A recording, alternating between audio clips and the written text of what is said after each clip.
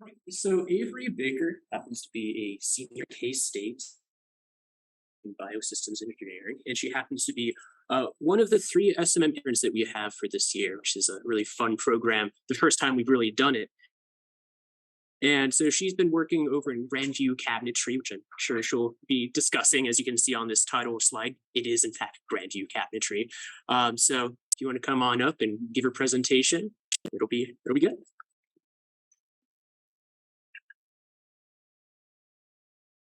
Like Jacob said, I'm Avery, and I was at Grandview Cabinetry in Parsons, Kansas this summer.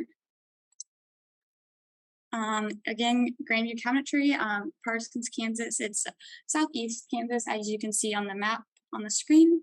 Again, I'm a biological systems engineering major at K-State, on my 5th year working on my bachelor's and master's concurrently. So a little background on Grandview. They manufacture finished wood kitchen and bathroom cabinets for both single and multi-family buildings. It was founded in 1947 by the Zettner family, and in 2018 it was acquired by Woodmont Cabinetry, which is based out of Texas. Following this acquirement, it was rebranded from Grandview Products to Grandview Cabinetry, and a lot of changes have come since 2018. But the motto for Grandview is integrity ingrained, and they uphold this by having 3 key promises, which include keeping manufacturing jobs in America, taking care of the environment, and producing the highest quality cabinetry. So here's just a quick map of all 3 locations that I was able to visit this summer. The main Parsons plant was where I was at 99% of the time, and it is the hub of the company, and they do most of the building and painting on the cabinets.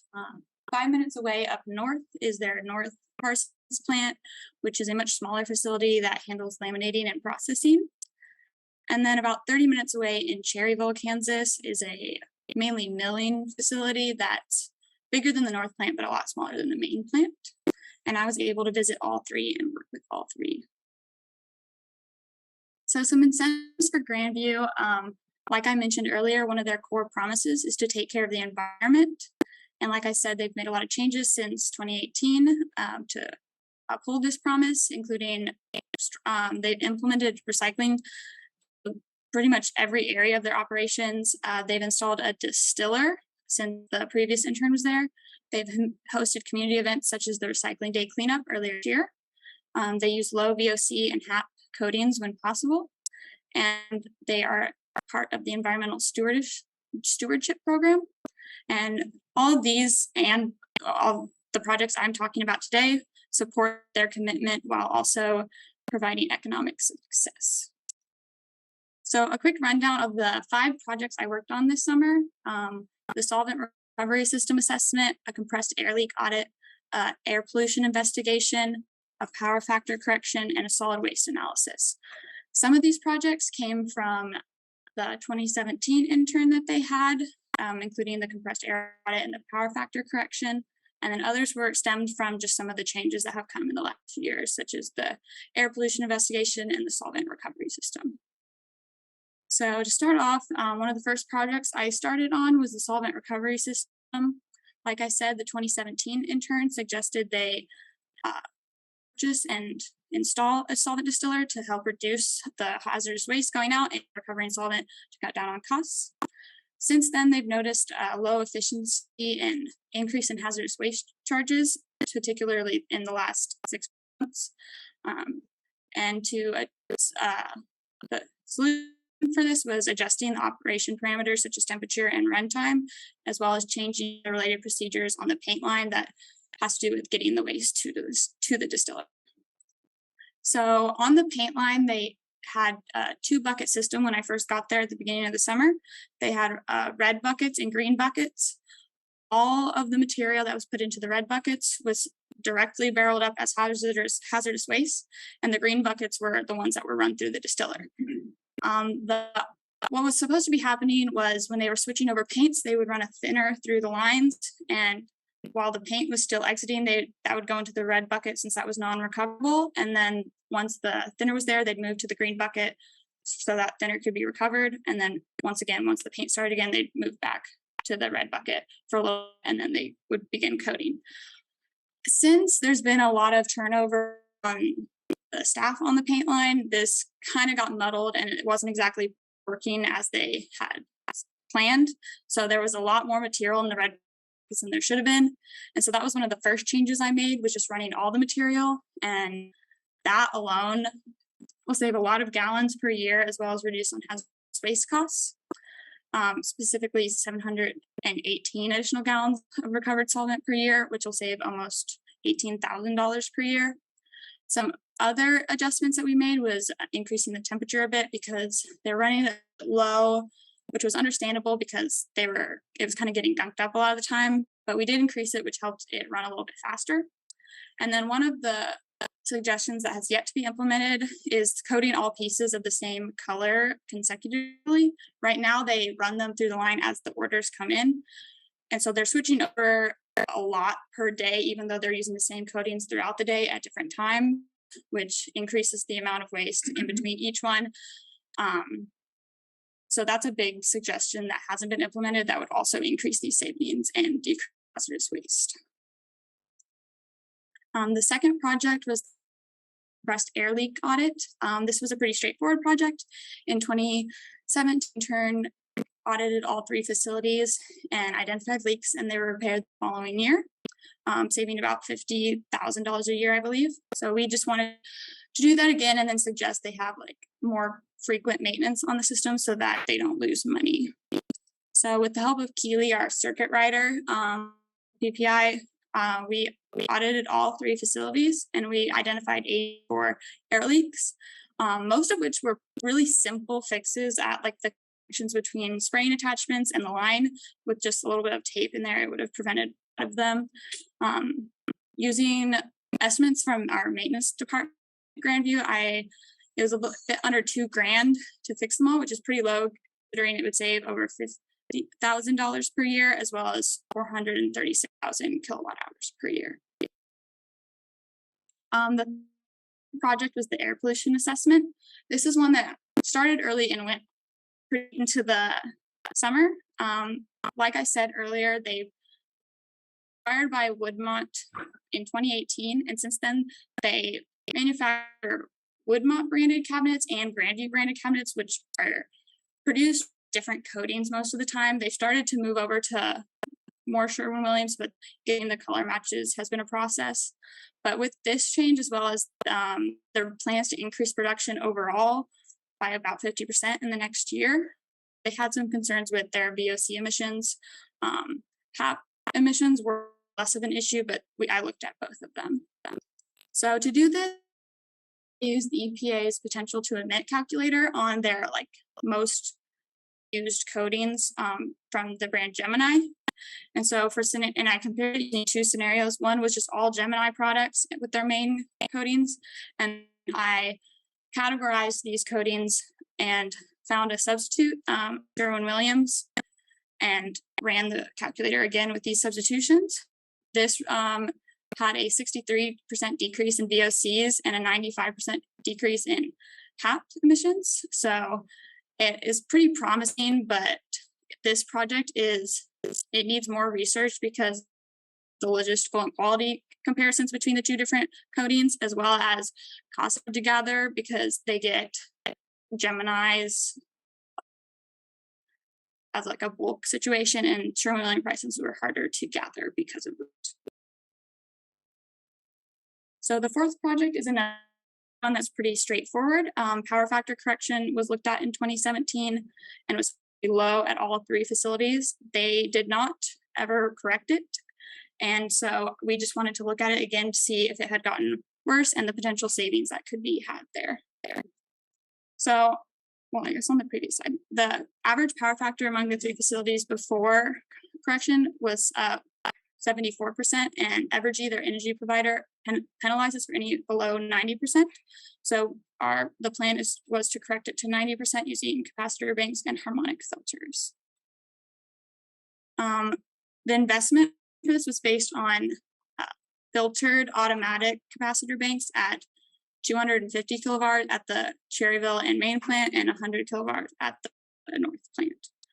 It would be about $62,000 to implement, which compared to the $69,000 per year in savings is a pretty good less than year return. So that's good. And then to come up with the savings, what I did was look at energy bills from the last 12 months and compare them using the adjusted demand from the low power factor and then the corrected adjustment demand at 90%, which would include no penalties.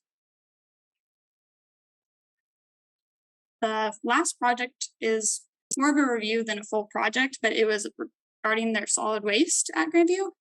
Since 2018, they started recycling and sourcing out their waste in more responsible ways. So we just wanted to take a look at this and kind of highlight some areas that they could still improve in.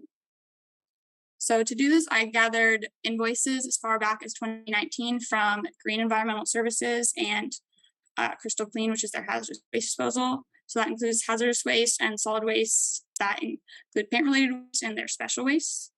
So looking at the graphics on the solid waste disposal, you can see 2021 was much higher than previous years, and 2022 seems to be on track to be pretty similar to 2021.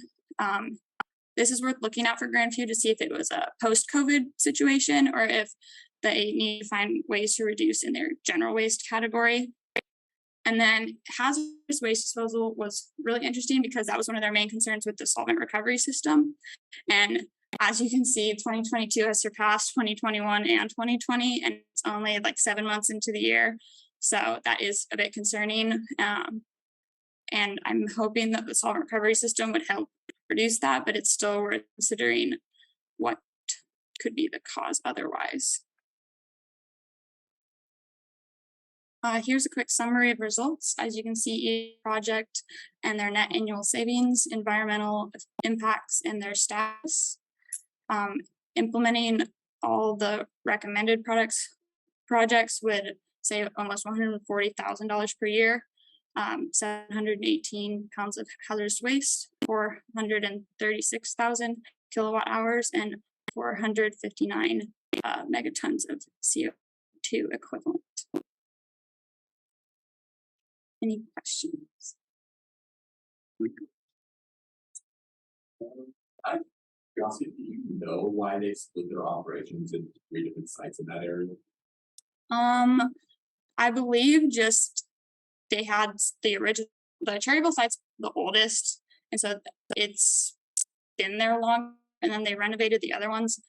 I'm not exactly sure. I think the north plant was just added because the main plant was so busy, but I think they are trying to like focus everything on Parsons, so that was part of the addition of the north plant. Oh, I didn't repeat the question. Yeah. He was asking why there were 3 facilities and what separated them. And Avery, if I remember right, maybe Cherryville is doing a different kind of wood, and they're not doing all water-based, are they, versus solvent-based in Cherryville? I thought there was a little different process operation. They don't do any painting or anything in Cherryville though. That's all at the main plant. So it's just milling at the Cherryville plant. That is the difference then from a footprint standpoint. Oh, and once again, I forgot to repeat the question. She was asking if there was a difference between the main plant and Cherryville's painting process, but Cherryville doesn't have one. Yes. On this solid waste analysis, were you just looking at their billing, or were you looking at how many units they were sending? I'm going to repeat the question this time. The question was, on the solid waste analysis, was it purely billing or did it have to do with the units going out? I did it on their invoices. I did the charges as well as tons and pounds for hazardous waste. So their hazardous waste was going up as well as the charges. Yeah.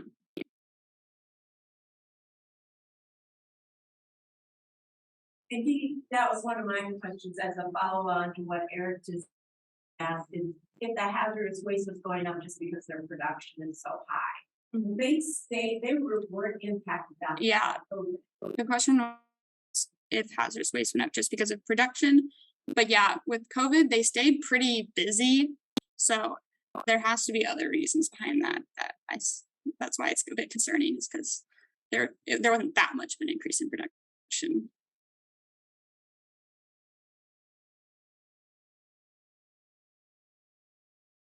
other questions for Avery?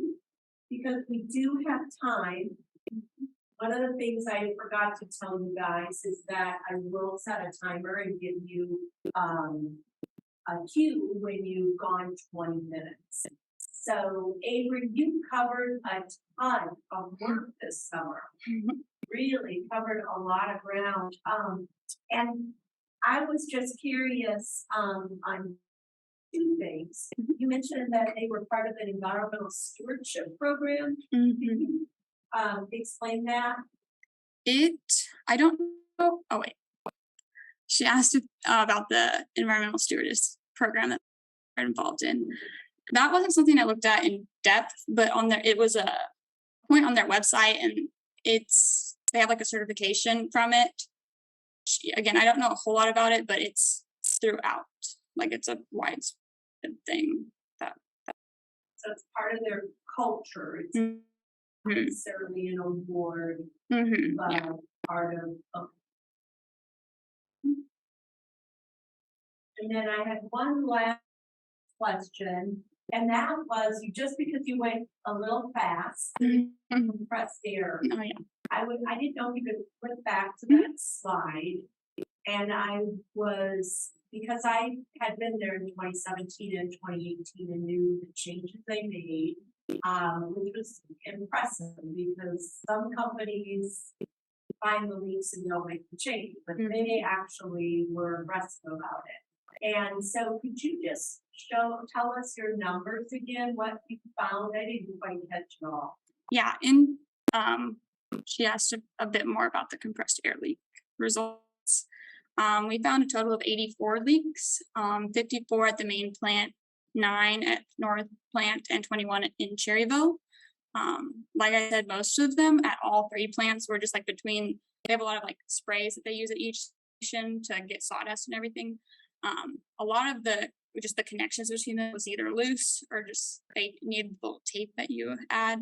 And then there were a good amount of just like holes in lines as well at all facilities. So.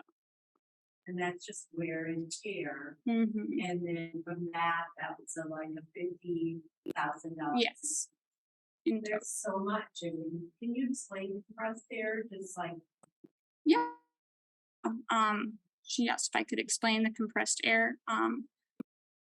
At Grandview, anyway, most all of their equipment runs on compressed air, especially their paint line, because they use the compressed air to pull up the paint and coatings and the pumps. That was another big source of the leaks. Like a bunch of the pumps were leaking actually on the paint line, and then all their saws use compressed air to work. And then as well, like pretty much every machine they have an additional like handheld sprayer of compressed air. And it's constantly under pressure. So It runs like 24/7. if you've got leaks that don't get repaired, you're basically just throwing. Yeah. How do you repair the air leaks, like besides the connection one? Or is it just tape for any of the? Usually it's some kind of tape. There weren't any that I can think of that wouldn't have been able to be fixed with some kind of connection fix or sealing on the line. What was your method for identifying leaks? Like, were there any thresholds for Oh, yes. what constituted a leak? He asked how we identified the leaks and what constituted a leak. We used the ultrasonic probe from PPI to go around the facility and listen for the sounds. And we didn't include anything that was below like 30 decibels, but most of them were a lot more than that.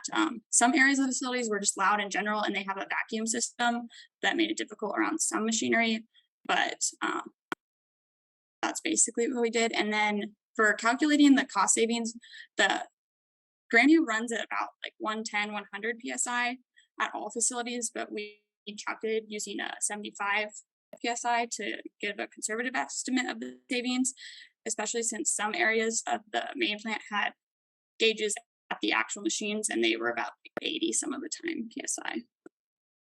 So there was a loss alone. the system.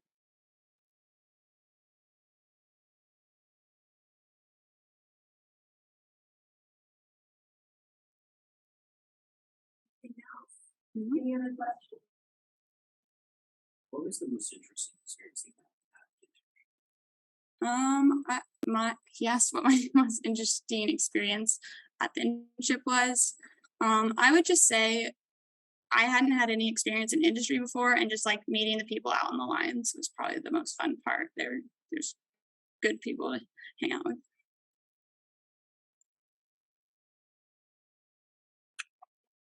Yeah. We have just a minute more to, because we happen to have it here, so Avery just returned it. Oh yeah. And now that happened, let's just take a minute. Since we are ahead of schedule, go ahead. And also like you know about this week, so we have 2 ultrasonic detectors that we will loan out to industry. These are kind of older ones. I did write some funding to get some new ones. They're pretty expensive, but I'm hoping that we'll get some new ones that are a little smaller, not quite so bulky.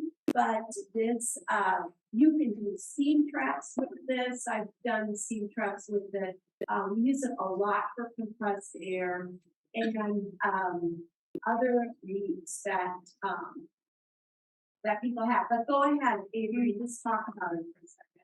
So this is the main component of the system that actually senses the ultrasonic sounds, and you'll plug in the headphones to it. It's kind of a pain to put on because of all the straps, so I won't actually put them on, but you'll plug that into this, and then with your headphones going through this, you'll basically just do pretty large sweeps over areas, and then once you hear something, you'll get a bit closer and you can adjust the frequency on here for it to be louder or softer. And then once you find something, you'll usually narrow it down on the area in which it is, and then we have this probe that goes on it that will help narrow down and you get a more accurate reading. And this is about 6 inches from the lid. Usually when you take a measurement, you can take further away when it's loud enough to, but generally you're about that close. And then you'll get a decibel reading on here, which corresponds to how much is actually leaking and how much money is lost. And UE will automate a report using either the app or you can save on here. And do you put in the actual, like, what their charges are, electrical charges are, or is it a number that you assign? It's more UE assigned. On the app, you'll put in the decibel reading, the location, you can put in a picture as well as the PSI of the system. And like I said, I did 75. And then when it automates the report, the only thing you really change is the location, like you put in that you're in Kansas. And then they have like a chart that you can look at of the cost per kilowatt hour energy that's used.